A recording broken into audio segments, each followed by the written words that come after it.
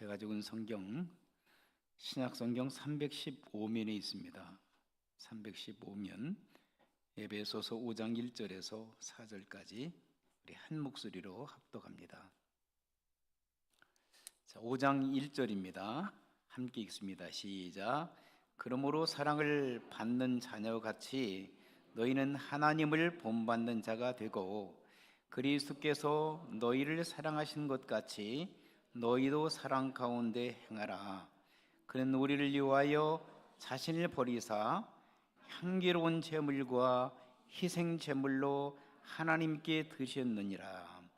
음행과 온갖 더러운 것과 탐욕은 너희 중에서 그 이름조차도 부르지 말라.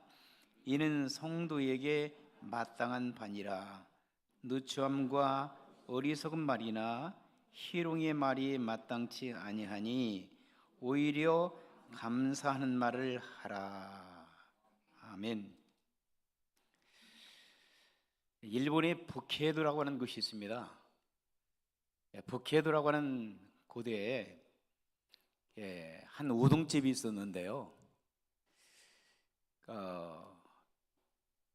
1년에 한 번씩 추운 계절에 섣달 금음 날이면 우동을 먹잖아요.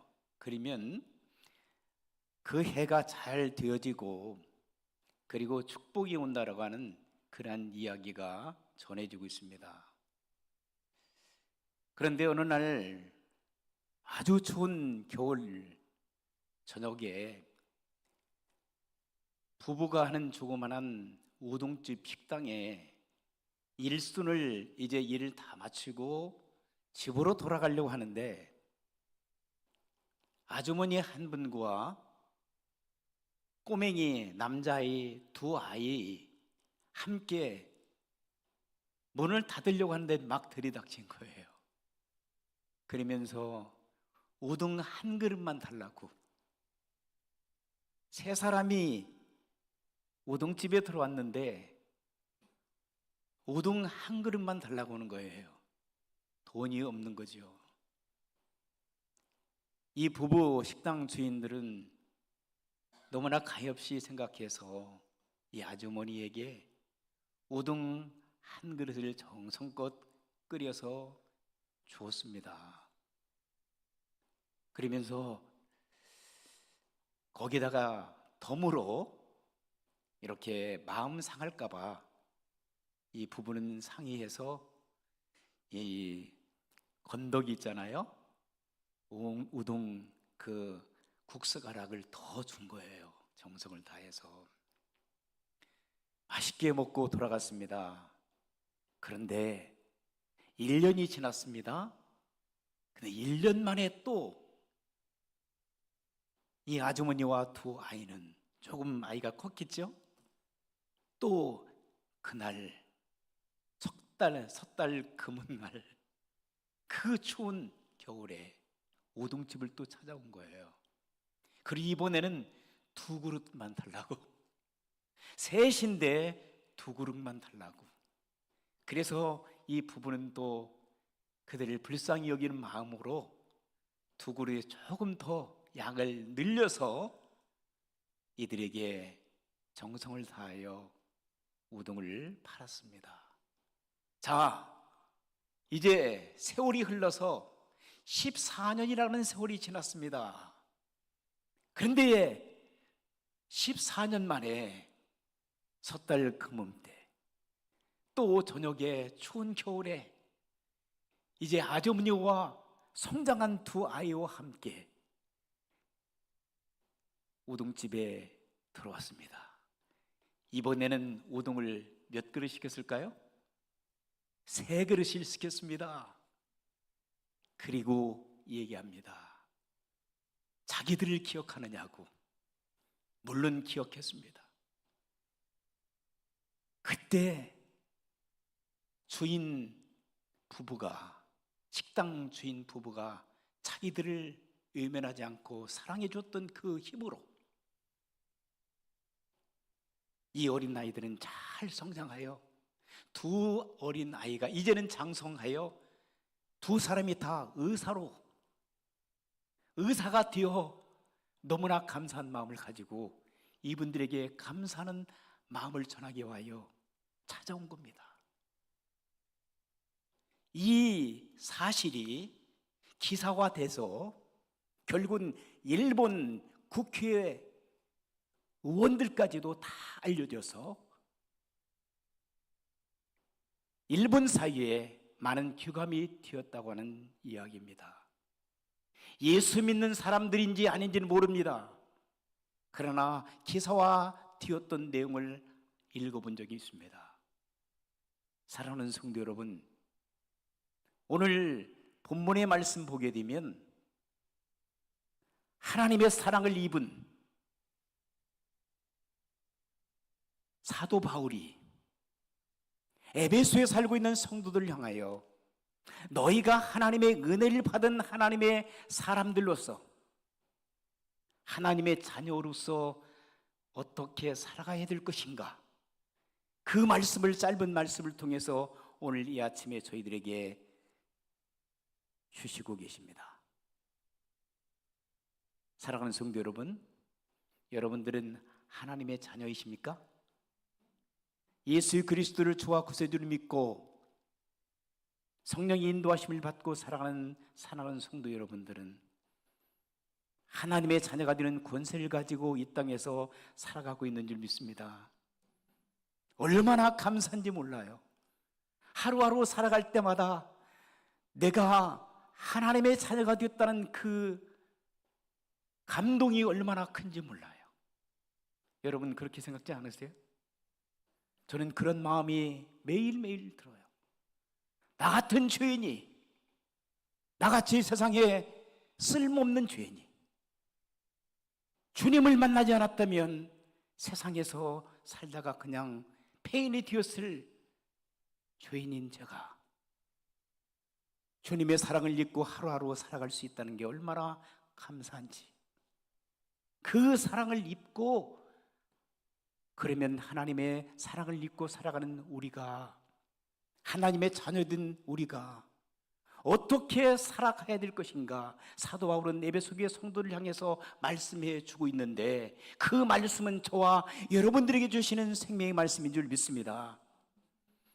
뭐 다른 특별한 것도 아닙니다. 오늘 본문에서 사도 바울은 성도들 향해서 그렇게 얘기합니다. 너희가 하나님의 은혜를 받은 하나님의 사람이 되지 않았느냐. 그러므로 너희는 첫째로 하나님을 본받는 삶을 살아야 된다. 하나님을 본받는 삶을 살아가는 성도 여러분들이 되시길 주의 이름으로 축원합니다. 하나님을 본받는 삶이 뭔가 여러 가지 있겠지만 오늘 본문에서 하나님을 본받는 삶은 하나님을 모방하는 삶이거든요. 하나님을 따라가는 삶이거든요. 하나님은 어떻게 하셨는데 세상에 타락한 인간들을 하나님께서는 벌하지 않으시고 독생성자 예수 그리스도를 이 땅에 보내셨잖아요. 성자 하나님께서 하늘의 보좌를 버리고 이 땅에 낮고 천한 이 땅에 인간의 모습을 쓰시고 이 땅에 오셔서 저와 여러분들을 위하여 고난 당하시고 죽어주셨습니다. 우리를 여전히 지금도 사랑해 주시는 줄 믿습니다. 사랑으로 우리를 감싸주시는 거예요. 우리를 용서해 주시는 겁니다. 주홍같이 붉은 죄라 할지라도 우리 주님께서는 흰 눈보다도 더 희게 우리를 청결하게, 순결하게, 거룩한 하나님의 백성으로 살 수 있도록 우리를 도와주시는 줄 믿습니다. 그러므로 성결한 하나님의 사람으로 거듭나는 역사가 우리의 삶의 현장 속에서 일어나야 될 줄 믿습니다. 사랑은 오래 참는 것이라고 그랬어요. 사랑은 바라는 것이라고 했어요. 사랑은 온유한 것이라고 그랬어요. 사랑은 겸손한 것이라고 그랬어요. 사랑은 모든 것을 덮어주고 감싸주고 싸매주고 용서해주는 주님의 사랑의 마음이 담겨 있는 것이라고 얘기합니다.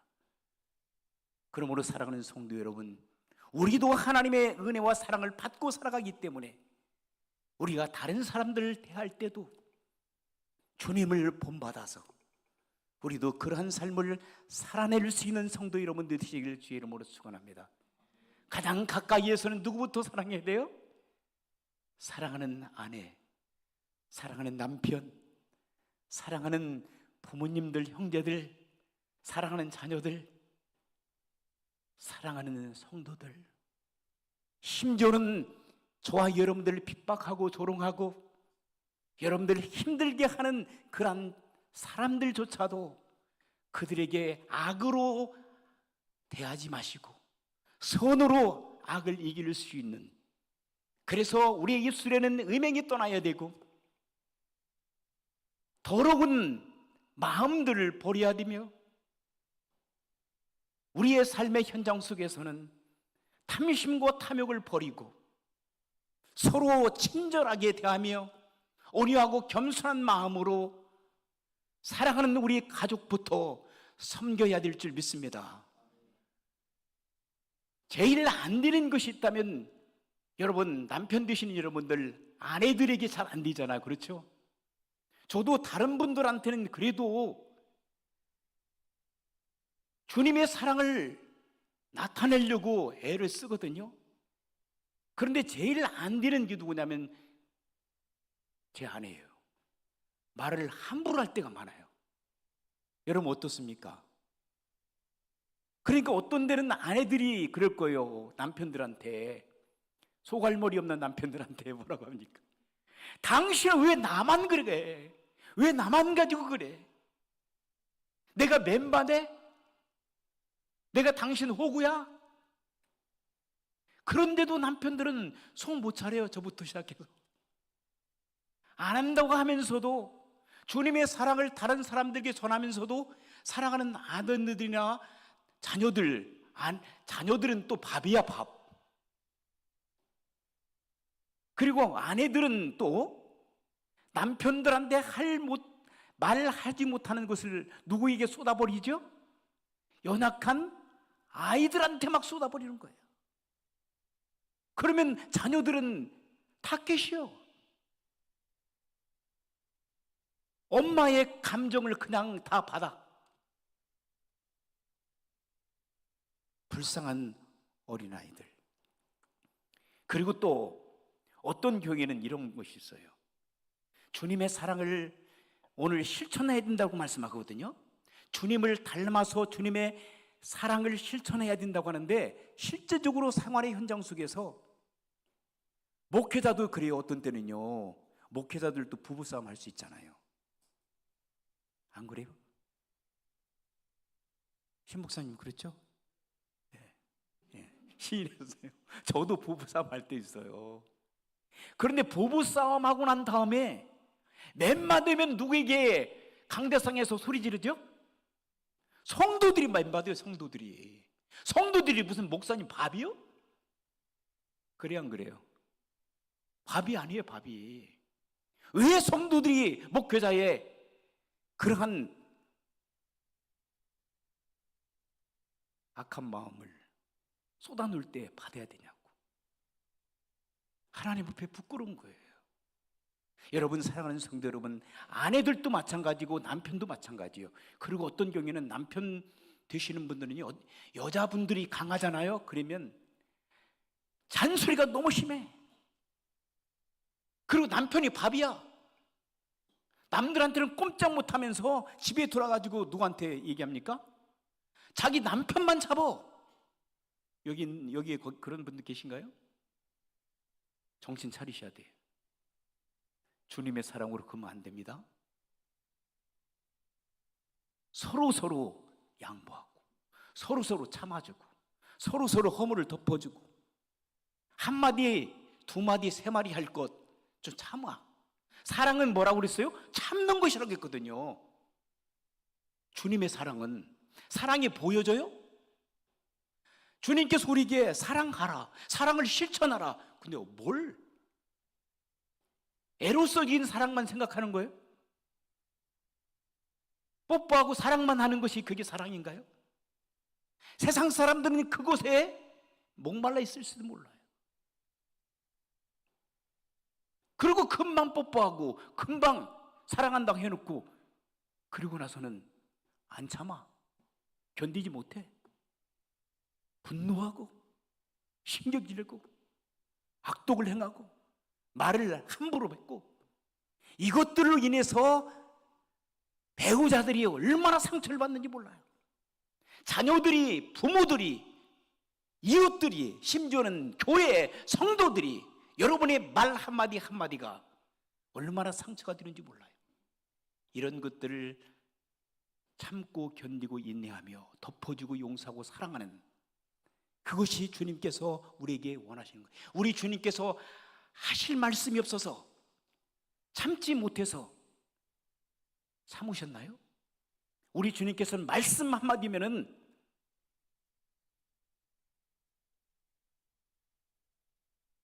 빌라도 총독, 대제사장들, 예수님을 잡아 십자가에 못 박혀 죽이려고 하는 무리들을 말씀 한마디면 다 끝장낼 수 있으셨어요. 그런데도 왜 참으셨나요? 왜 견디셨나요? 왜 억울함을 다 자기가 뒤집어 쓰고 우리 주님께서는 말씀 한마디 안 하시고 저의 죄를 용서해달라고 하셨을까요? 저와 여러분들의 영혼을 구원하기 위한 거예요. 우리가 참음으로 인해서 한 영혼이 거듭날 수 있어요. 여러분, 분노를 참으세요. 견디세요. 그리고 인내하세요. 덮어주세요. 사랑으로 싸매주세요.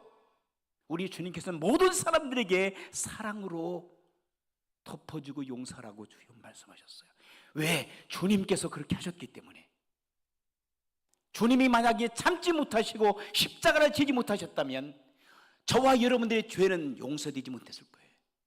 인류의 죄값은 해결되지 못했을 겁니다.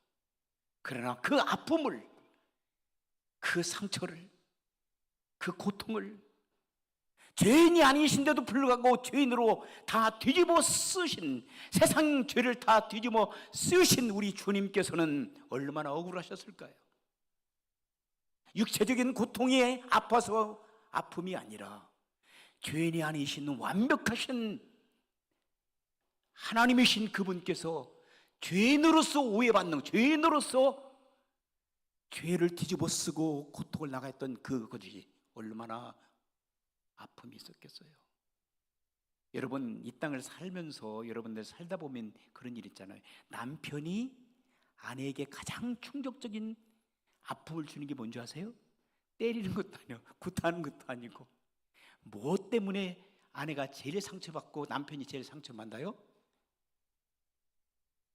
애맨 소리 들은 거, 애맨 소리. 내가 안 했어. 그런데 했다고 해. 그래, 안 그래요? 분명히 난 안 했어. 근데 가장 가까운 아내가 당신이 했잖아. 남편이 아내를 향해서 안 했거든요. 그게 나쁜, 안 했어서 분명히 안 했어. 그런데 남편이 아내한테, 아내가 남편한테 뒤집어 쓰이는 거예요. 그리고 했다고. 얼마나 억울합니까? 저도 그럴 때가 종종 있거든요. 우리 아내가 분명히 제가 안 했어. 안 했는데, 여보, 당신 이거 했잖아. 이거 당신이 했잖아. 누가 했어? 그래, 어떤 데는 그래요. 내가 하기는 딸이 했지, 딸이. 그럼 딸이 어디 있는데? 한국에 있어? 여러분, 애맨 소리 든 게 얼마나 가슴이 아픈지 몰라요. 내가 죄를 짓지 않았는데 죄를 졌다는 거야. 그리고 마음의 상처, 그 상처가 너무나 아픔이었어요. 우리 주님께서 죄를 뒤집어 쓰셨을 때도 죄인이 아닌데 죄인이라는 거예요. 왜? 저와 여러분들 살리기 위해서, 저와 여러분들을 천국 보내기 위하여, 저와 여러분의 죄를 다 용서하시기 위하여 우리 주님께서는 다 오해받으시고 다 죄를 다 뒤집어 쓰신 거예요. 내가 했다고. 그래서 죄값을 우리 주님께서 다 도말하셨다 그런 거예요. 다 끝장내버린 거예요. 그래서 이제는 저와 여러분들이 예수 그리스도만 믿으면 이제 죄의 문제가 다 해결받는 줄 믿습니다. 그리고 여러분들 하나님의 자녀의 권세를 가지고 살아가는 거예요. 그렇기 때문에 우리가 우리 주님을 닮아가는 거예요. 주님의 사랑을 우리가 시험이 있기 때문에 그 사랑을 다른 사람들에게 실천하며 살아가는 거예요. 오늘 이후부터는 사랑하는 성도 여러분, 여러분의 가정부터, 그리고 여러분의 소 공동체부터, 그리고 직장과 그리고 사업체에서 주님의 사랑을 조금씩 실천해 나갈 수 있는 여러분들이 되시길 주 이름으로 축원합니다. 신앙생활을 오래 했다고 해도 이런 실천의 사랑이 없으면 아무 소용이 없습니다. 소장 하나에게 물 한 잔 주는 거, 옷 한 벌 주는 거, 신발 하나 벗어주는 거. 그래서 우리가 IT 불쌍한 영혼들에게 사랑을 나눠주는 거잖아요. 우리가 그들에게 받을 것이 뭐가 있습니까? 그런데 주님의 사랑을 실천하기 위하여 시간과 물질과 정성과 그리고 우리 가지고 있는 것들을 갖다가 풀어주는 거예요. 주님의 사랑을 실천하기 위해서. 어떤 분들은 그래요. 무슨 선교냐고, 우리도 못 산대. 여러분, 우리 한국 교회가 너무너무 어려울 때에, 아니 한국 교회가, 아니 한국 사회가 6.25 직후 1950년 6.25 동란에서 그때 민간인과 군인들이 350만 명 이상이 죽었다는 거예요. 우리 한반도에서 자유와 민주를 지키기 위하여, 생명을 지키기 위하여. 그때 미국에서 우리를 도왔습니다. 굶어 죽어가는 우리 백성들을 살렸다니까요. 패어딘 도저히 감당할 수 없는 우리 대한민국을 재건하는데 미국이 도와줬다니까요. 미국 젊은이들이 36,000명이 자유를 지키기 위해서 우리 한국 땅에서 목숨을 바쳤어요. 여러분들 같으면 여러분 자녀들을 IT 백성들 위하여 여러분 생명 바치도록 보내시겠습니까? 미국의 젊은이들, 그것도 명문 하버드, 프린스턴, 예일, 브라운 명문 대학교 나왔던 공부하던 학생들이 자유와 민주를 지키기 위해서 한국 땅에 우리와 자기들과 전혀 관계가 없는 한국 땅 우리 백성들을 구원하기 위해서 그들은 목숨을 바쳤다니까요. 선교사님들이 가서 무지한 백성들에게 하나님 말씀을 전거하고 그들에게 복음을 증가해서 교회를 세워서 남녀 평등 문제를, 도박을 끊게 하고 술과 방탕한 삶을 끊어버리도록 선교사님들이 희생당했다니까요. 왜? 우리 민족을 하나님의 사랑으로 살리기 위하여. 그런데 그것들 다 잊어버리고 살아가요. 그리고 양키 고홈이라고요. 미국이 떠나면 우리 한국은요 망해요. 미국이 지켜줬기 때문에 지금 우리 한국이 그 힘을 가지고 북한에서, 다른 일본에서 침범하지 못하고 그 힘을 가지고 우리 한국의 경제 발전을 일으켜 세웠다는 거예요. 이건 좌우를 떠나는 것이 아니라 저는 목회자 양심으로 여러분들에게 말씀을 드리고 싶어요. 우리 한국 이러다가 망하면 어떻게 할래요? 고국이 위태롭습니다. 망하면 어떻게 할래요? 북한이 내려오고 중국이 침범해서 우리 한국이 망하면 어떻게 할래요? 우리 고국 갈 수도 없어요. 나라를 위해서 기도하는 성도 여러분들이 되시길 주의 이름으로 축원합니다. 아픔이 있잖아요. 주님의 사랑으로 우리가 실천하는 삶을 살고, 오늘 마지막으로 사도 바울은 또 뭐라고 하냐면 너희가 악한 마음을 다 버려라. 그리고 너희가 좋은 말, 그리고 감사하는 언어를 사용하라는 거예요. 예수 믿는 사람이라면 감사하는 마음, 감사의 언어를 사용하는 여러분들이 되시길 주 이름으로 축원합니다. 불평할 때가 있어요. 원망할 때가 있어요. 조롱할 때가 있어요. 누추한 말을 사용하고 그리고 엉터리의 얘기들을 사용할 때가 있어요.